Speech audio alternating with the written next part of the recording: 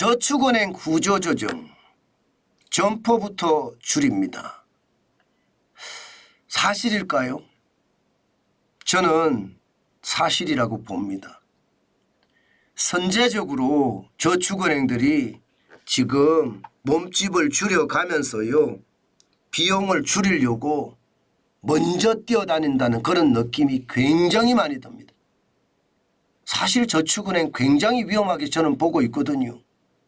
그런 상태에서 먼저 선제적으로 움직이는 것을 보면요, 총선 후에 뭐 구조조정을 한다 하는 얘기에 대한 대비책 미리 마련한다, 저는 그런 생각이 들어요.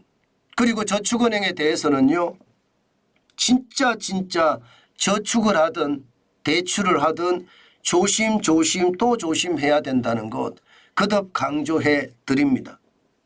자, 왜 제가 구조조정이라고 지금 제가 봤는지 하면 말입니다. 이거 보세요.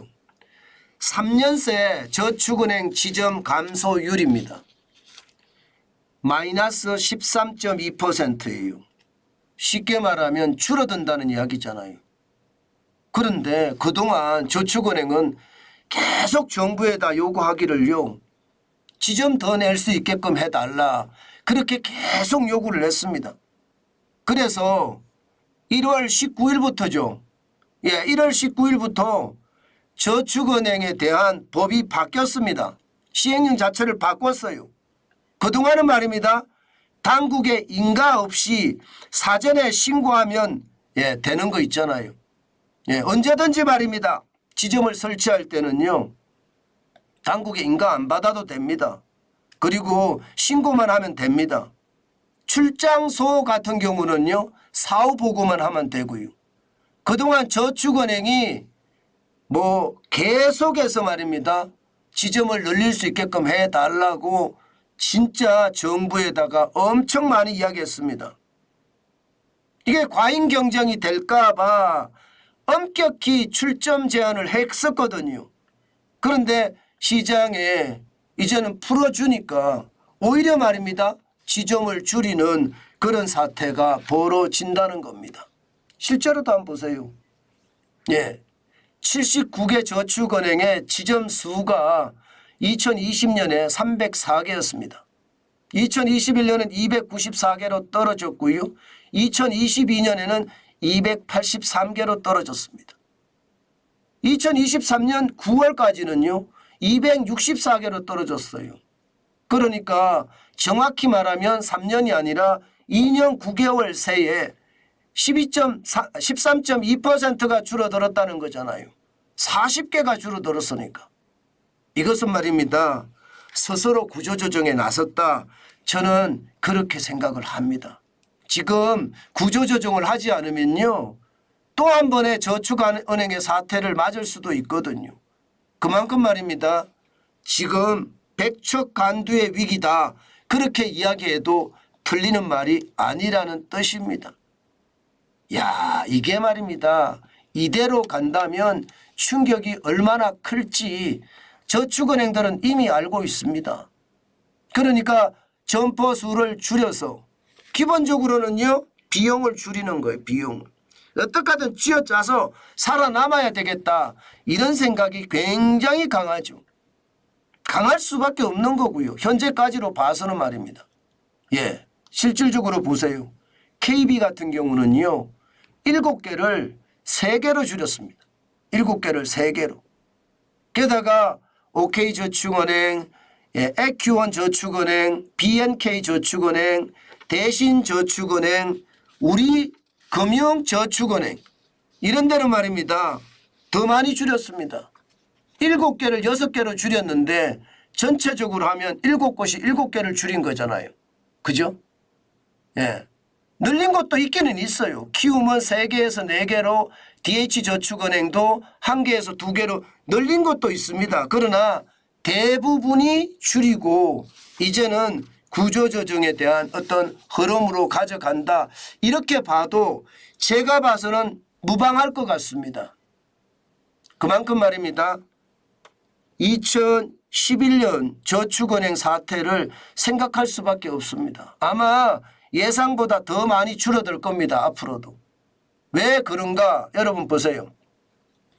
2010년에 저축은행의 수신 잔액이 76조 8천억 원이었습니다. 2011년 저축은행 사태가 터지고 나서요. 불과 말입니다. 3년 만에 반토막이 아니라 반토막 이하로 떨어졌습니다. 33조 천억까지 떨어졌습니다. 33조 천억까지. 저축은행 사태가 터지고. 2014년에도 32조 4천억 원이었고요. 이것이 말입니다. 2022년 11월에 최고치였는데 121조 4천억까지 늘었었거든요. 121조 4천억까지. 그러다가 말입니다.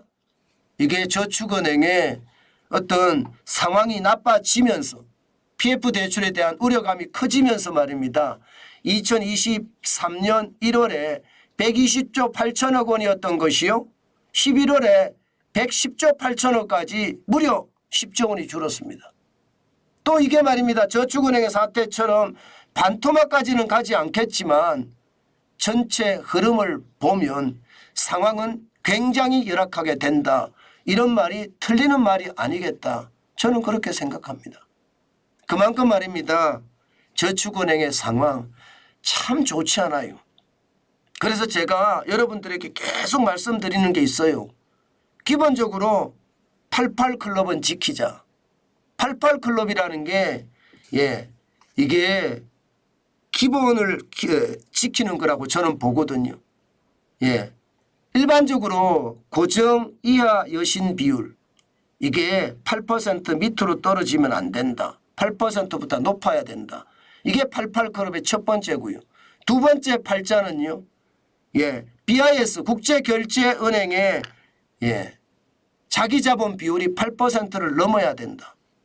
88클럽은 꼭 기억을 해야 된다. 이렇게 이야기할 정도로 저는 몇 번을 말씀드렸습니다. 그런데 저는 더 구체적으로 88클럽보다 저는 부실채권 비율로 보려고 합니다. 고정이하 여신 비율이 아니라 부실채권 비율이 3% 미만. 저는 이거 굉장히 중요하다고 생각을 하고요. 여기에다 자기자본 비율은 8%가 맞는데 저는 적어도 13%. 저축은행은 13% 정도는 돼야 된다고 생각을 하고요. 유동성이 하나 더 있습니다. 유동성. 유동성이 100%만 되면 된다 하지만 130%. 그래서 저는 세 가지를 반드시 지켜라. 88클럽을 우리가 기억을 못하면 88클럽만 지켜도 돼요. 그렇지만 반드시 부실채권과 유동성, 자기자본 비율 세 가지를 지키는 것 더 구체적이고 저는 확실한 방법이라고 생각을 합니다. 그거 제대로 안 지키잖아요. 그러면요.